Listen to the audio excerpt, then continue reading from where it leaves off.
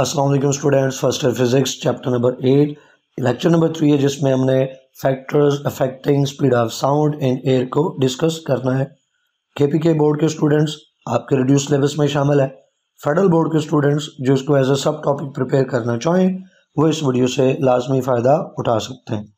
तो बच्चों, पहला फैक्टर है डेंसिटी।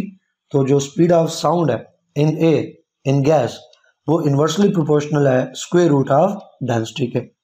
और इसको समझना आसान है यूं कि आप फार्मूला लिखें v is equal to under root of gamma P by rho. अब गैमा पी किसी भी गैस के लिए कांस्टेंट है। जब आप स्पीड मेजर कर रहे होते हैं किसी भी गैस के लिए, एयर के लिए गैमा तो कांस्टेंट है।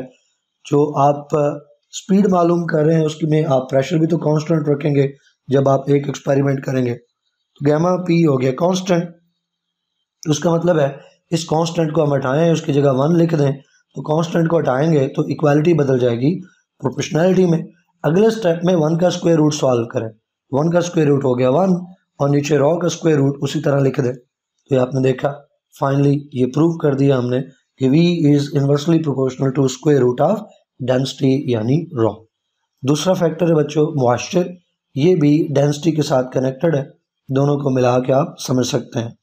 तो बच्चे, अगर एयर के अंदर मॉइस्चर मौजूद है ना, यानी वेट एयर है, ह्यूमिड एयर है, उसमें वाटर कंटेंट मौजूद है, मॉइस्चर मौजूद है, तो इसके नतीजे में एयर की डेंसिटी कम हो जाती है। एयर की डेंसिटी कम हो जाती है।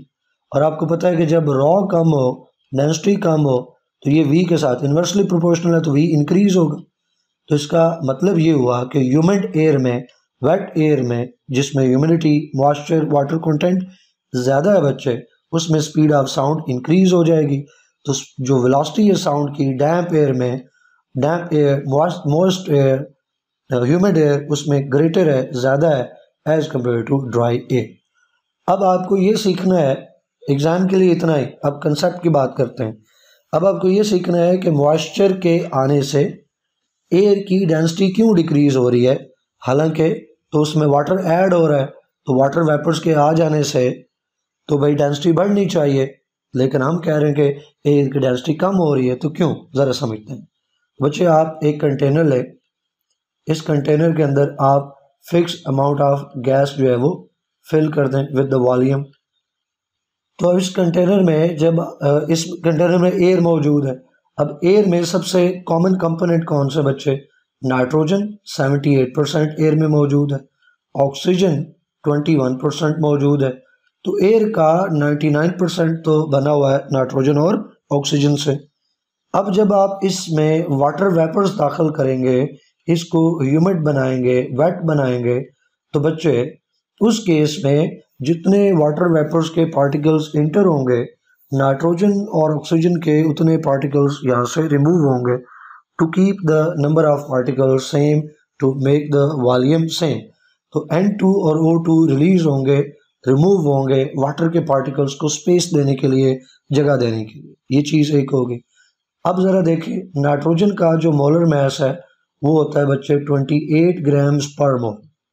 ऑक्सीजन का जो मोलर मास है वो है 32 ग्राम्स पर मोल।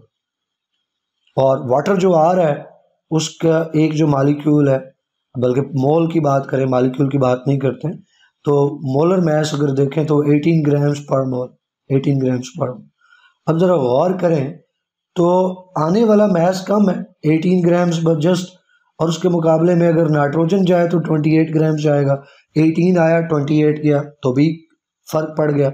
इसी तरह अगर ऑक्सीजन का पार्टिकल रिमूव होता है तो वाटर 18 आ रहा है और ऑक्सीजन जो है वो 32 यूनिट जा रहा है, तो फिर भी फ़र्क पड़ गया। इसका मतलब है आने वाला जो मास है वो कम है और जो जाने वाला मास है वो ज़्यादा है। तो अल्टीमेटली जैसे जैसे वाटर वेपर्स एयर में शामिल होते जाएंगे तो नाइट्रोजन और ऑक्सीजन जो है इसमें से रिमूव होते जाएंगे, निकलते जाएंगे पार्टिकल्स, और मास जो है कंटेनर में मौजूद एयर का ओवरऑल मास, नेट मास डिक्रीज होता जाएगा। तो जो डेंसिटी है रॉ, ये है मास ओवर वॉल्यूम। तो वॉल्यूम पे तो कोई फ़र्क नहीं पड़ा उतना, लेकिन मास चूँकि डिक्रीज हो रहा है, न्यूमिनेटर डिक्रीज हो रहा है, तो ओवरऑल आंसर भी छोटा आएगा, रॉ कम होगा। तो इस तरह से आपको पता चल गया कि वाटर वेपर्स के शामिल होने से क्यों एयर की डेंसिटी डिक्रीज हो रही है। एयर की डेंसिटी डिक्रीज होगी तो उस ह्यूमिड एयर में जो स्पीड है, वेलोसिटी है साउंड की, वो बढ़ेगी क्योंकि डेंसिटी और स्पीड इन्वर्सली रिलेटेड है। नेक्स्ट फैक्टर बच्चों विंड का है, आसान सा है। बच्चे मूविंग एयर को विंड कहते हैं, या जैसे यहाँ पे लिखा है वो एयर जो साउंड वेव्स को कैरी कर रही हो, वो अगर खुद भी मूव कर रही है तो उसको आप कहेंगे कि वहाँ विंड है, और एयर जो है वो मूव कर रही है, मूविंग एयर को विंड कहते हैं। अब moving air speed of sound को कम करेगी या ज़्यादा करेगी, डिपेंड करता है कि दोनों की डायरेक्शन क्या है, साउंड वेव्स की और विंड की डायरेक्शन क्या। तो अगर तो दोनों की डायरेक्शन है बच्चे सेम, यानी मैं यहाँ पे अलग आपको बता दूँ, ये लिसनर है तो साउंड वेव्स के लिए हम वी यहाँ पे ले लेते हैं, साउंड वेव्स जो हैं वो टुवर्ड्स लिसनर आ रही हैं। और जो विंड है बच्चे उसके लिए डब्ल्यू लिख लेते हैं, तो विंड भी लिसनर की तरफ है और साउंड वेव्स भी लिसनर की तरफ है। तो साउंड वेव्स जो लिसनर की तरफ आना चाहती हैं, विंड भी उधर ही जा रही है, तो विंड उन साउंड वेव्स को कैरी करती हुई बड़ी तेज़ी से लिसनर की तरफ लाएगी। यानी जब दोनों की डायरेक्शन टुवर्ड्स लिसनर हो, विंड की डायरेक्शन टुवर्ड्स लिसनर हो, यूँ ख्याल है, क्योंकि जो साउंड वेव्स हैं, साउंड वेव्स की डायरेक्शन तो लिसनर ही की तरफ होगी ना, तो विंड की डायरेक्शन भी अगर लिसनर की तरफ है तो विंड साउंड वेव्स को तेज़ी से कैरी करती हुई लेके आएगी। इस केस में जो ऑब्जर्व स्पीड है वो बढ़ जाएगी। तो ऑब्जर्व स्पीड आपको निकालनी हो साउंड की, तो स्पीड ऑफ साउंड जो एक्चुअल है प्लस स्पीड ऑफ विंड कर दें तो ऑब्जर्व स्पीड ऑफ साउंड निकलेगी। इस तरह अगर आप डायरेक्शंस रिवर्स कर दें, अपोजिट कर दें, यहाँ पे हम इसको अलग से लिख लेते हैं। ये अगर लिसनर है बच्चे तो जो साउंड है, साउंड की वेव्स लिसनर की तरफ है, लेकिन विंड जो है वो अपोजिट है, अपोजिट डायरेक्शन में। अब साउंड वेव्स जो है वो लिसनर की तरफ आना चाहती हैं, लेकिन विंड अपोजिटली मूव कर रही है, तो विंड उनको पीछे की तरफ प्रोपेल करेगी, पुश करेगी, धकेलेगी। तो साउंड वेव्स को जिस स्पीड से लिसनर की तरफ आना चाहिए उस स्पीड से वो नहीं पहुंच सकेंगी, लिहाजा अब डिक्रीज होगी।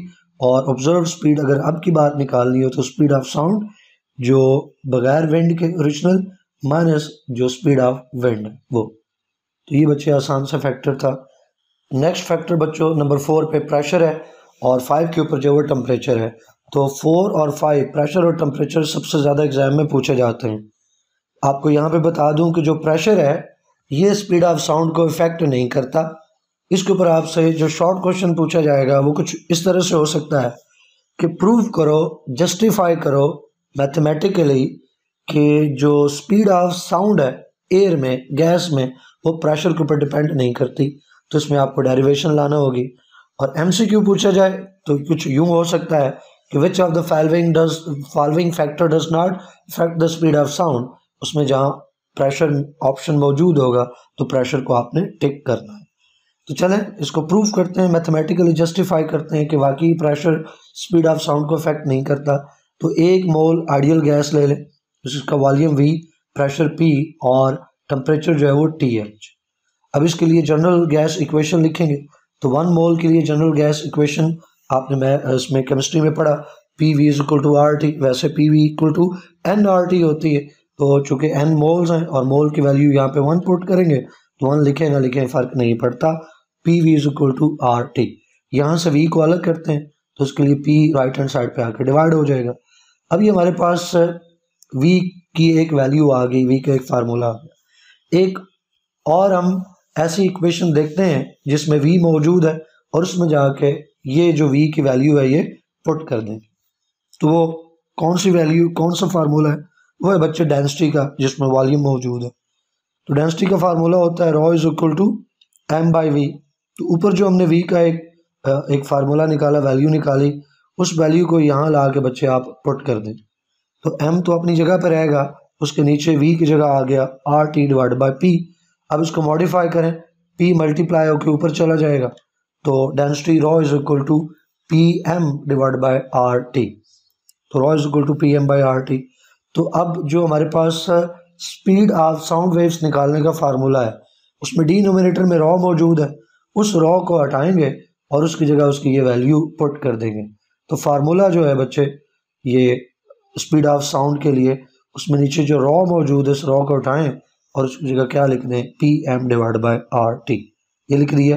अब देखें तो P और P कैंसिल हो जाएंगे, और T जो नीचे है इन्वर्स होके ये ऊपर चला जाएगा, तो ऊपर बन जाएगा गैमा RT, और M जो है वो नीचे रहेगा। तो V is equal to under root of square root of gamma RT divide by M। अब इस फार्मूले में देखें राइट हैंड साइड पे तो कहीं आपको P नज़र आ रहा है, इस फार्मूले में कहीं पे भी आपको लेफ्ट राइट हैंड साइड पे P नज़र नहीं आ रहा। इसका मतलब है कि P जो है वो इफेक्ट नहीं कर सकता किसको भाई, स्पीड ऑफ साउंड को, क्योंकि फार्मूला जब हमने मॉडिफाई किया तो उसमें P है ही नहीं है। एक फार्मूले में जो फैक्टर मौजूद ही नहीं है उसका कोई कंट्रीब्यूशन भी नहीं होगा, उसका कोई इफेक्ट भी नहीं होगा। तो यही चीज़ हमने लिख देनी है कि फाइनल फार्मूले में P नहीं है, मॉडिफाइड फार्मूले में P नहीं है। इसका मतलब है कि जो स्पीड ऑफ साउंड है that is independent of pressure of gas या एयर। लास्ट के ऊपर बच्चों फैक्टर है जी टेम्परेचर का, इंतहाई इंपॉर्टेंट, और एम प्रेशर से ये ज़्यादा टेम्परेचर एम है। तो पहले तो तीनों को कंपेयर करते हैं, सॉलिड्स, लिक्विड्स और गैसेस को, और फिर गैसेस के लिए टेम्परेचर का फैक्टर आगे लेके चलेंगे। जब बच्चे आप सॉलिड्स और लिक्विड्स का टेम्परेचर बढ़ाते हो ना, एक सॉलिड है उसमें आप स्पीड ऑफ साउंड चेक करना चाहते हो, कोई लिक्विड है उसमें स्पीड ऑफ साउंड आप चेक करना चाहते हो, तो सॉलिड्स और लिक्विड का टेम्परेचर बढ़ाकर जब आप स्पीड ऑफ साउंड कैलकुलेट करते हो तो आपको पता चलता है कि कोई ज़्यादा फर्क नहीं पड़ा, अ वेरी स्मॉल चेंज आता है जिसको आप निगलेक्ट कर सकते हो। सॉलिड्स और लिक्विड्स में स्पीड ऑफ साउंड पे टेम्परेचर का कोई बड़ा इम्पैक्ट नहीं है, नेग्लिजिबल है, इग्नोर कर सकते हैं। लेकिन जब बात करते हैं गैसेस की, तो गैसेस के लिए टेम्परेचर का जो इफ़ेक्ट है वो कहीं ज़्यादा है और इसको बिल्कुल भी इग्नोर नहीं किया जा सकता। वजह क्या है इसकी कि सॉलिड्स और लिक्विड्स के ऊपर टेम्परेचर का इफेक्ट नेग्लिजिबल है और गैसेस के लिए टेम्परेचर का इफेक्ट सिग्निफिकेंट है। रीज़न है बच्चे काइनेटिक एनर्जी। तो गैसेस के मॉलिक्यूल्स की काइनेटिक एनर्जी पहले ही सॉलिड्स और लिक्विड से बहुत ज़्यादा होती है, टेम्परेचर बढ़ाओगे तो काइनेटिक एनर्जी फर्दर बढ़ जाएगी जिससे कि स्पीड ऑफ साउंड भी बढ़ जाती है। तो गैसेस के लिए जब आप टेम्परेचर बढ़ाते हो तो उसके लिए स्पीड ऑफ साउंड इंक्रीज़ होती है और ये इम्पैक्ट काफ़ी ज़्यादा है। और ये कितना इम्पैक्ट है, हर सेल्सियस के लिए 1 डिग्री सेल्सियस आप राइज करते हो ना टेम्परेचर में, 1 डिग्री सेल्सियस का राइज आता है तो उसमें बच्चे स्पीड ऑफ साउंड पे कितना फ़र्क पड़ता है, स्पीड ऑफ साउंड 0.6 मीटर पर सेकंड बढ़ जाती है। 1 डिग्री का राइज हो, 1 डिग्री का राइज कितनी स्पीड बढ़ाता है, 0.6 मीटर पर सेकंड। ये चीज़ MCQs में पास पेपर में पूछी जा चुकी, आइंदा भी पूछी जा सकती है। और शॉर्ट क्वेश्चन भी आता है, आपसे कहा जाता है प्रूव करो, जस्टिफाई करो कि 1 डिग्री का राइज 0.6 मीटर पर सेकंड स्पीड इंक्रीज करता है साउंड की। तो मैथमेटिकली आपने इसकी जस्टिफिकेशन देनी है, प्रूफ देना है, और यही हमारी अगली हेडिंग है, प्रूफ यानी justification.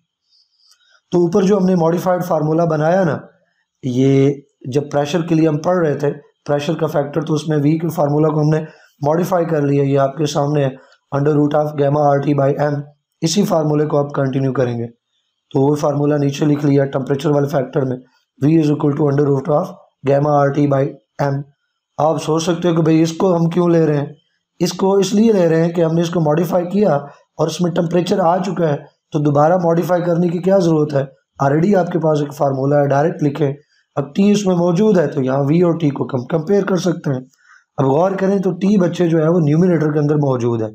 Fixed amount of gas के लिए M कांस्टेंट है, R कांस्टेंट है, गैमा कांस्टेंट है, और T न्यूमिनेटर में मौजूद है। तो इसका मतलब है V is directly proportional to square root of temperature. V is directly proportional to square root of temperature. यही नीचे लिखा है कि directly proportional to square root of absolute temperature of the gas.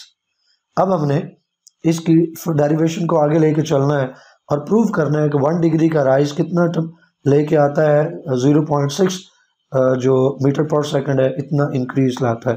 तो इसके लिए डेरिवेशन को आगे लेके चलना है।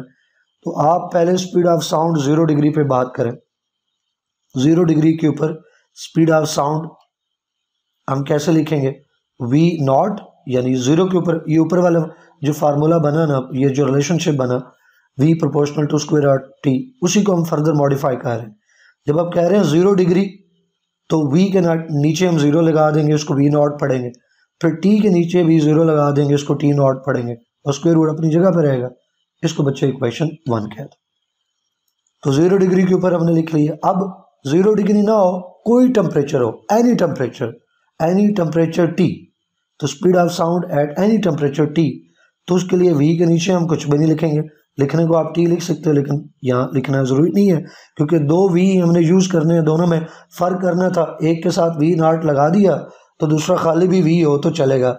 इस तरह एक के साथ t नॉट लगा दिया, दूसरा खाली t हो तो ऑटोमेटिकली डिफ्रेंशिएट हो गया। v proportional to under root of t, इसको इक्वेशन 2 कह देंगे। अगले स्टेप में इक्वेशन 2 को डिवाइड करना है बच्चे इक्वेशन 1 से।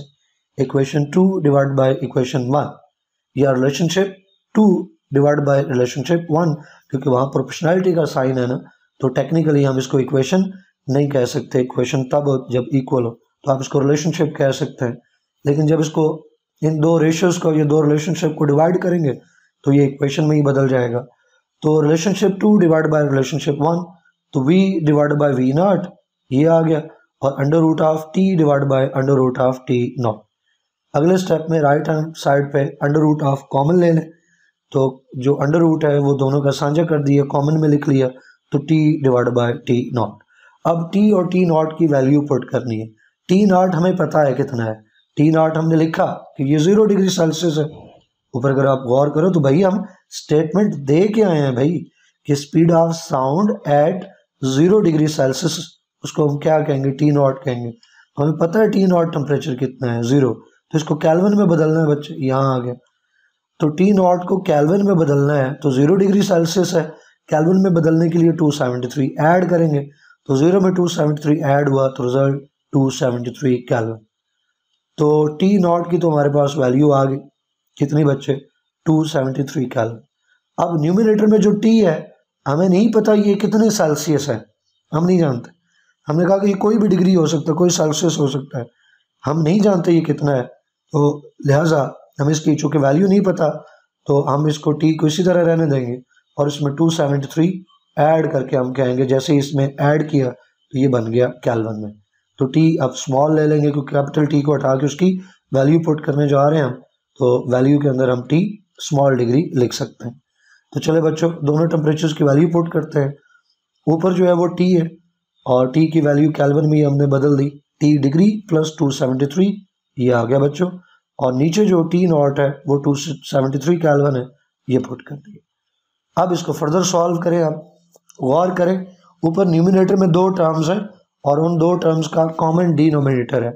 आपको पता है कॉमन डिनोमिनेटर है तो एक तरह एलसीएम है, तो हम इसको अलग भी कर सकते हैं। इस टर्म को उसका डिनोमिनेटर अलग दे सकते हैं, इस टर्म को उसका डिनोमिनेटर अलग दे सकते हैं। तो चले अलग दे दें, 273 को 273 डिनोमिनेटर दे दिया हमने, तो 273 डिवाइड बाई 273 अलग हो गया। फिर टी डिग्री सेल्सियस को 273 डिनोमिनेटर अलग दे दें, तो दे दिया। दोनों को जो 2 टर्म्स इकट्ठी थी उन दोनों को अलग कर दिया विद देयर डिनोमिनेटर्स। अगले स्टेप में 273 कैंसिल हो जाएगा। अगर ऊपर केल्विन है तो नीचे भी केल्विन था, तो केल्विन से भी कैंसिल हो गए बच्चे, तो इसकी जगह क्या आ गया 1, और इधर कोई तब्दीली नहीं, ये उसी तरह से। ठीक है स्टूडेंट्स, अब अगले स्टेप में आप ये जो स्क्वायर रूट है, स्क्वायर रूट अंडर रूट, इसकी वैल्यू पुट कर दें। तो स्क्वायर रूट की वैल्यू 1/2 होती है, हाफ स्क्वायर रूट जो है दैट इज इक्वल टू 1/2। तो स्क्वायर रूट हटाया और उसकी जगह क्या आ गई बच्चे, उसकी value 1 plus T Celsius divide by 273 raise power 1/2, इसको इक्वेशन 3 कह देते हैं। अब इसके ऊपर हमने बाइनोमियल थ्योरम अप्लाई करना है। हमने प्रीवियस दोनों लेक्चर्स के अंदर, खास तौर पे प्रीवियस लेक्चर के अंदर, सेकंड लेक्चर के अंदर लैप्लास करेक्शन में बाइनोमियल थ्योरम का जिक्र किया बच्चे। बाइनोमियल थ्योरम मैंने आपको बताया कि पावर सॉल्व करने का, बाइनोमियल उसकी पावर सॉल्व करने का एक तरीका है। तो इसमें बहुत सारी टर्म्स आती हैं, हमें सिर्फ पहली टर्म चाहिए जिसकी पावर 1 हो, हमें स्क्वायर वाली टर्म नहीं चाहिए, हार्ड टर्म नहीं चाहिए, क्यूब नहीं चाहिए, और इससे बाद वाले टर्म्स भी नहीं चाहिए। तो फर्स्ट पावर के लिए इसको सॉल्व करना बड़ा आसान है। तो जिस पार्ट के ऊपर हम बाइनोमियल थ्योरम अप्लाई करने जा रहे हैं बच्चे, ये राइट हैंड साइड है, तो इसको हमने अलग से लिख लिया। अब इसमें 1 जो है ये कांस्टेंट है, तो इसको उसी तरह लिख लिया, आगे प्लस है, प्लस उसी तरह आ गया। और C डिवाइड बाई 273, बल्कि इसको T सेल्सियस डिवाइड बाई 273 कहना चाहिए, वेरिएबल है तो इसके ऊपर जिसकी जो वैल्यू 1/2 वो इसके साथ मल्टीप्लाई हो जाएगी, तो पहले आ जाएगी, तो 1/2 पावर मल्टीप्लाई होगी T सेल्सियस डिवाइड बाई 273 से। अगले स्टेप में इसको फर्दर सॉल्व करें आप, 1 उसी तरह 1 प्लस नीचे प्लस आ गया, 1 को ऊपर T सेल्सियस से मल्टीप्लाई कर दें तो T सेल्सियस और 2 नीचे 273 से मल्टीप्लाई होकर कितना हो गया 546। अब ये आपके पास राइट हैंड साइड बन गई है। तो ऊपर जब हमने इसको लिखा था वैल्यू पुट की थी, यहाँ पे इसके ऊपर बाइनोमियल थ्योरम अप्लाई किया और बाइनोमियल थ्योरम का रिजल्ट आ गया। अब इस फैक्टर को यहाँ से हटाएंगे और बाइनोमियल थ्योरम से जो रिजल्ट आया वो इसकी जगह लिख देंगे। तो लेफ्ट हैंड साइड बच्चे उसी तरह से नीचे आ गए और राइट हैंड साइड पे जो बाइनोमियल थ्योरम का रिजल्ट आया वो लिख दिए। अब इसको फर्दर आप सॉल्व करो तो ये जो V नॉट है लेफ्ट हैंड साइड पे डिवाइड हो रहा है, राइट हैंड साइड पे मल्टीप्लाई हो जाएगा।